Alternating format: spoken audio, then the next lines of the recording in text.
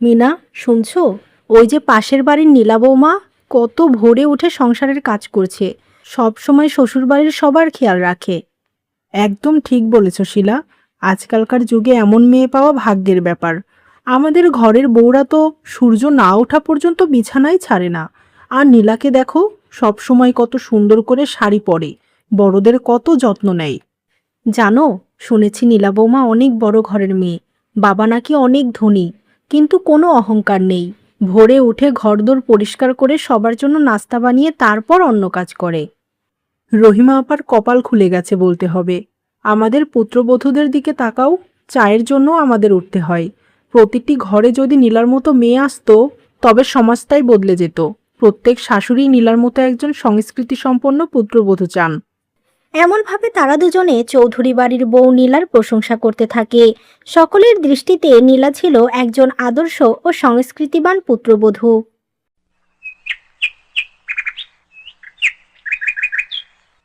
Wow, আজ তোমাকে অন্য দিনের চেয়েও বেশি সুন্দর লাগছে। এই কালারের শাড়িতে তোমাকে পরীর মতো দেখাচ্ছে। আমি তোমার দিক থেকে চোখ সরাতে পারছি না। তুমিও না, রোজ সকালেই তো দেখো। আজ নতুন কি? যাও, তাড়াতাড়ি তৈরি হয়ে আসো, সবাই নাস্তার জন্য অপেক্ষা করছে। নতুন কি মানে? আমি যতবার তোমাকে দেখি মনে হয় প্রথমবার দেখছি। আমি সত্যিই খুব ভাগ্যবান যে তুমি আমার জীবনে এসেছো। মা বাবা তো তোমার প্রশংসায় পঞ্চমুখ।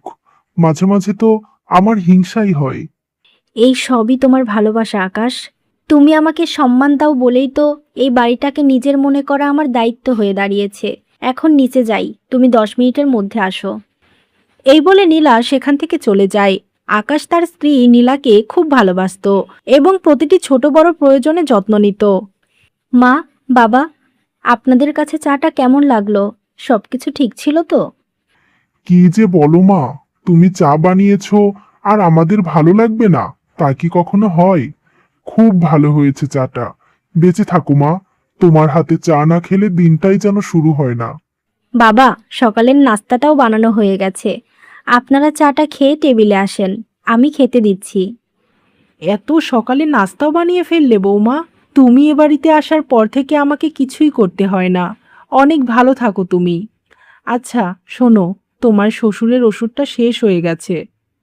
মা, ওষুধ কালকেই শেষ হয়ে গিয়েছিল, আমি সেটা দেখেছি। তাই কালকে রাতেই অর্ডার করে এনে রেখেছি। বাবার খাওয়া হয়ে গেলেই আমি ওষুধ দিয়ে দেব। ডাক্তার সাহেব বলেছেন এক বেলাও যেন মিস না হয়। আকাশ ঠিকই বলে, তুমি এই বাড়ির পুত্রবধূ নও, তুমি এ বাড়ির রহমত। তুমি আসার পর থেকে আমার স্বাস্থ্যের চিন্তাই করতে হয় না। ঠিক তখনই নীলার ননদ রিয়া হাসতে হাসতে সেখানে প্রবেশ করে। ভাবি, আমার স্পেশাল আদা চাটা কোথায়? নাকি আজও ভাইয়ার প্রেমে পড়ে আমার কথা ভুলেই গেছো? না না, তোমার কথা কি আমি ভুলতে পারি? সবকিছু রেডি আছে, তোমার পছন্দের নাস্তাটাও বানিয়ে রেখেছি। থ্যাংক ইউ ভাবি, তুমি সেরা। ভাইয়া সত্যিই লাকি যে তোমার মতো এমন বউ পেয়েছে। নীলার সেবা এবং সংস্কৃতি বাড়ির সবাইকে তার ভক্ত করে তুলেছিল। পরের দিন সকালে নীলার মা বাবা নীলার শ্বশুরবাড়িতে আসে। আরে রাশেদ ভাই, সাধনা আপা, কতদিন পর দেখা হলো। নীলা রোজ আপনাদের কথা বলে। খুব ভালো হলো আপনারা এসেছেন। আসতে তো হবেই আপা, একমাত্র মেয়ে তো, ওকে খুব দেখতে ইচ্ছা করে। সাধনা, তুমি কি বিশ্বাস করতে পারছো? এ কি আমাদের সেই নীলা যে বাড়িতে এক গ্লাস পানিও গড়িয়ে খেত না? একদম ঠিক কথা। আমি তো নিজের চোখেও বিশ্বাস করতে পারছি না। সেই জেদি মেয়েটা আজ কত সংস্কৃতিমনা আর শান্ত হয়ে গেছে। আপনাদের মেয়ে এই বাড়ির প্রাণ। ও আসার পর আমাদের বাড়ির চেহারাটাই বদলে গেছে। আমাদের তো কখনো মনেই হয় না যে ও কখনো জেদি ছিল। আচ্ছা মা বাবা, মানুষ কি চিরকাল একই রকম থাকে বলো? তোমাদের মেয়ে এখন বদলে গেছে। আমি চাই মন দিয়ে সংসার করতে, সবাইকে ভালো রাখতে। মেয়ের মুখে এমন কথা শুনে নীলার মা বাবা খুব খুশি হয়। এমনভাবেই বেশ হাসি খুশিতেই নীলার দিন কাটতে থাকে।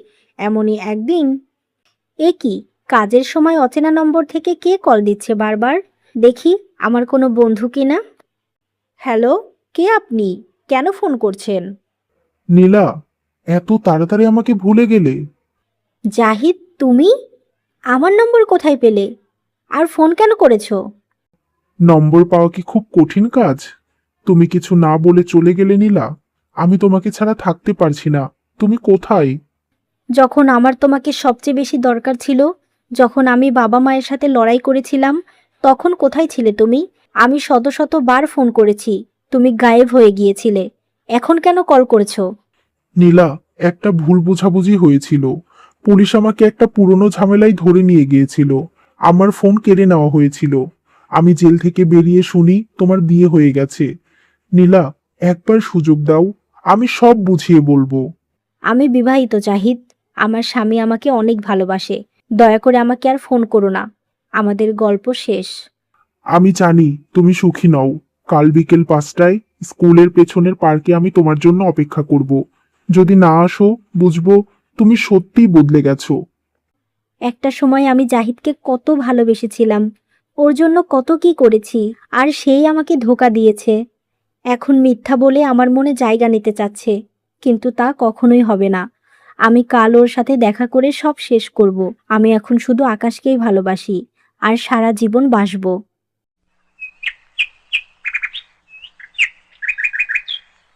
মা, আমি একটু আমার বান্ধবীর বাড়িতে যাচ্ছি। ওর জন্মদিন তো, তাই আমাকে দেখতে চেয়েছে। অবশ্যই মা, যাও। কিন্তু একা এই বিকেলবেলা তুমি যেতে পারবে তো? আর তাড়াতাড়ি ফিরে এসো, কেমন? তোমাকে ছাড়া ভালো লাগে না। নীলা, দাঁড়াও, আমি অফিস থেকে ফিরলাম। চলো, আমি তোমাকে নামিয়ে দিচ্ছি। না না, তুমি এইমাত্র ফিরলে, এখন আর আমাকে নিয়ে ব্যস্ত হতে হবে না। তুমি কিছু খেয়ে বিশ্রাম করো, আমি একাই যেতে পারবো। আচ্ছা ঠিক আছে, সাবধানে যেও। এরপর নীলা চলে যায়।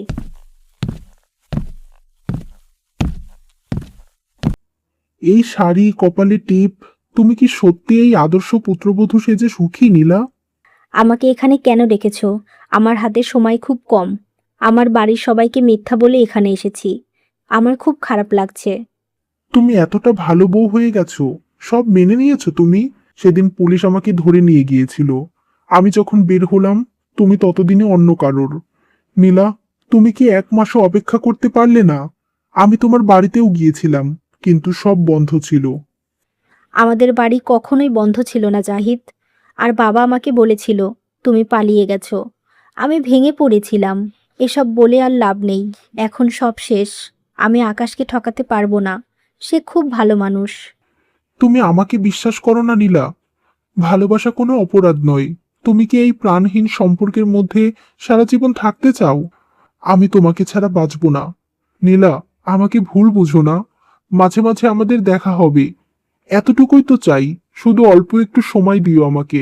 দয়া করে আমাকে ছেড়ে যেও না। কি বলছো? এসব যদি কেউ জানতে পারে, তখন আমার কি হবে? আর তোমার সাথে দেখা করে কি লাভ? আকাশের বিশ্বাস ভেঙে চুরমার করতে পারবো না আমি। তুমি শুধু আকাশকেই নিয়ে ভাববে, আমার কথা কি ভাববে না? তুমি তো আমাকে তোমার জীবনের চেয়েও বেশি ভালোবাসতে। এইটুকু করো আমার জন্য। তোমাকে ছাড়া আমি থাকতে পারছি না। কেউ কিছু জানবে না। আমরা খুব সাবধানে থাকব।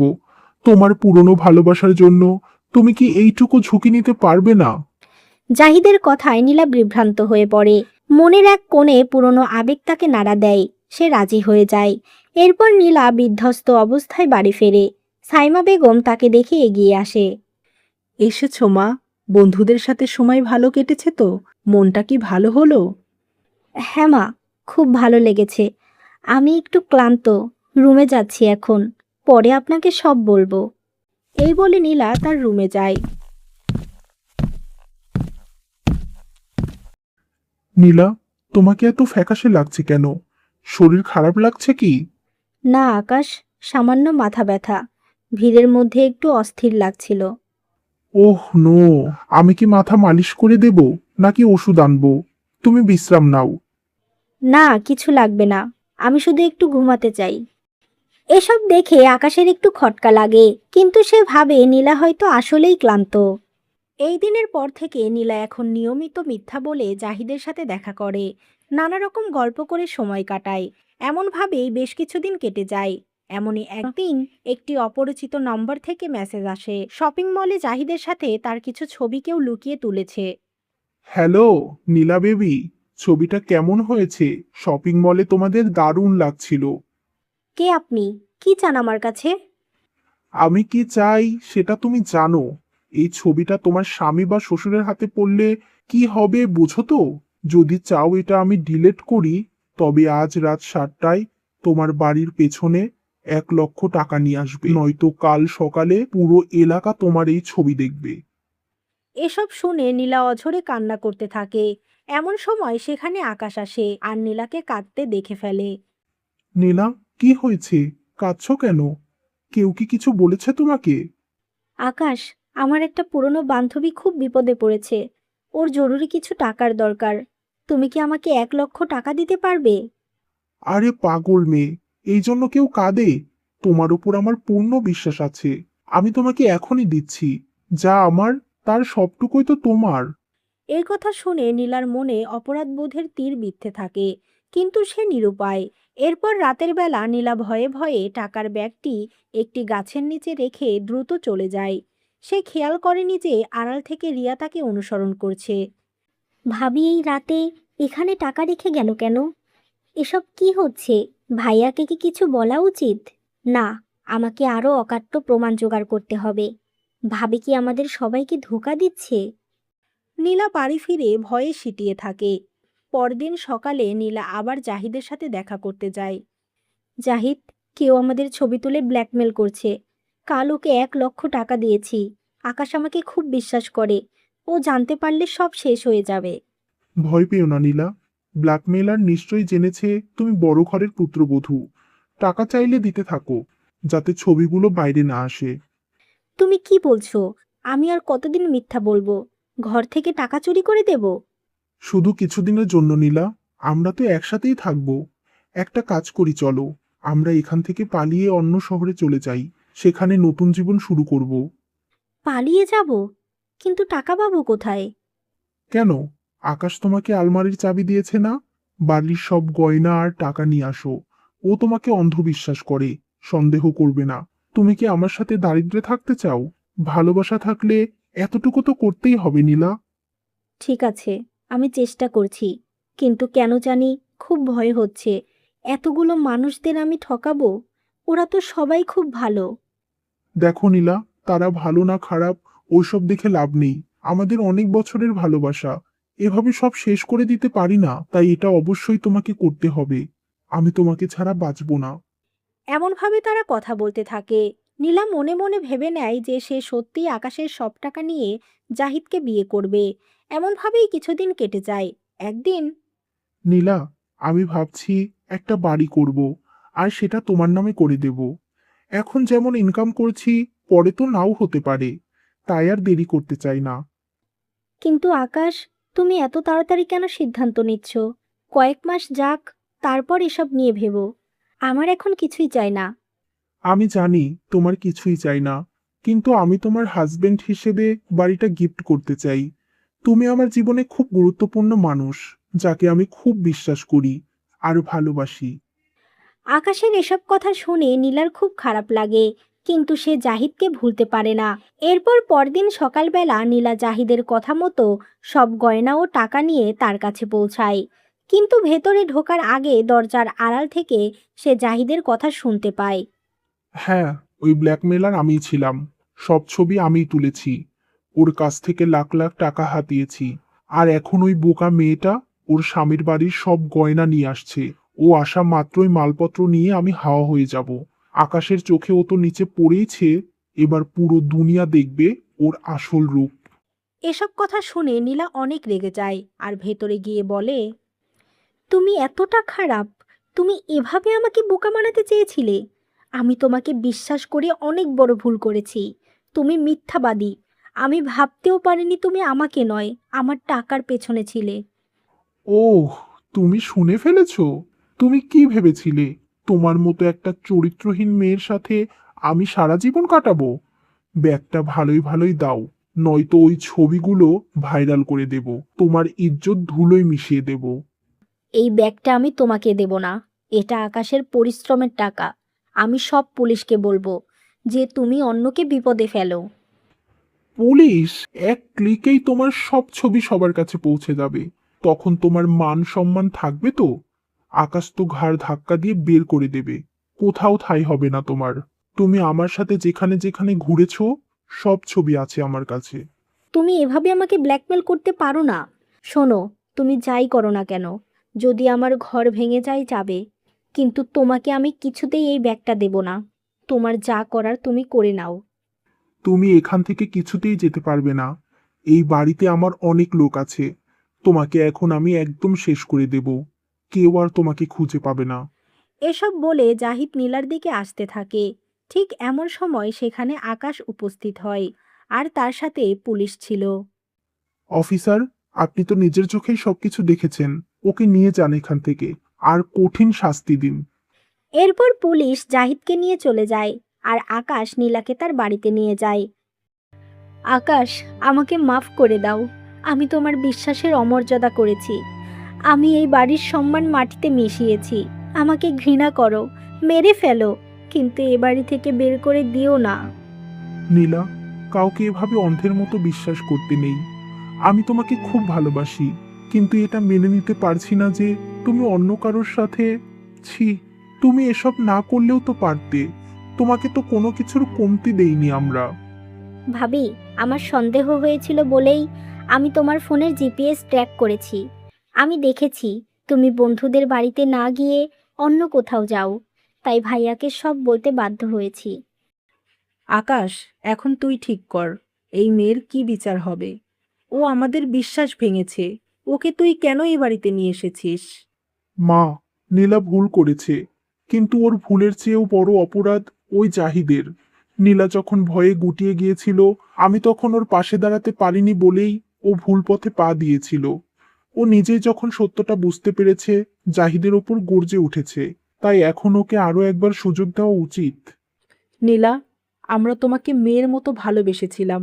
মা বাবার মাথা লজ্জায় নিচু করে দেওয়া কি মেয়ের কাজ? তুমি এমনটা না করলেও পারতে। হয়তো আমরা তোমাকে ক্ষমা করে দেব, কিন্তু বিশ্বাস, সেটা আবার তোমাকে অর্জন করে নিতে হবে। আর আপনারা আমাকে ক্ষমা করে এ বাড়িতে থাকতে দিলেও যে এটাই আমার বড় শাস্তি হবে। আমি আর কারো চোখের দিকে তাকিয়ে কথা বলতে পারবো না। আমি সবার কাছে অপরাধী। মা, নীলা যা করেছে তা ভুল ছিল, কিন্তু ও ওর শাস্তি পেয়েছে। ও আসল ভালোবাসা আর নকল ভালোবাসার পার্থক্য এখন বুঝতে পেরেছে। তোমরা ওকে ক্ষমা করে দাও। নিশ্চয়ই এরপর থেকে ও আমাদের সবসময় ভালো রাখবে। নীলা, আমরা তোমাকে ক্ষমা করে দিচ্ছি, কিন্তু একটা কথা মনে রেখো, বিশ্বাসের সুতো একবার ছিঁড়ে গেলে তা জোড়া লাগানো খুব কঠিন, কিন্তু একদিন নিশ্চয়ই সব ঠিক হবে। ভাবি, তোমার একটা অতীত ছিল, সেটা বড় কথা নয়। বড় কথা হলো তুমি সেটা আমাদের কাছে লুকিয়েছিলে। যদি শুরুতেই ভাইয়াকে সব বলতে, তবে ভাইয়া একা হাতেই সব সমাধান করে দিত। আমাদের পরিবার মানেই তো একে অপরের বিপদে পাশে থাকা। তাই আর কখনো এমনটা করো না।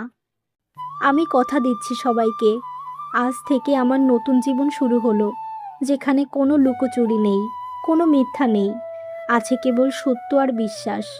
আমি আমার সেবা আর ভালোবাসা দিয়ে এই পরিবারের হারানো বিশ্বাসকে আবার ফিরিয়ে আনবো।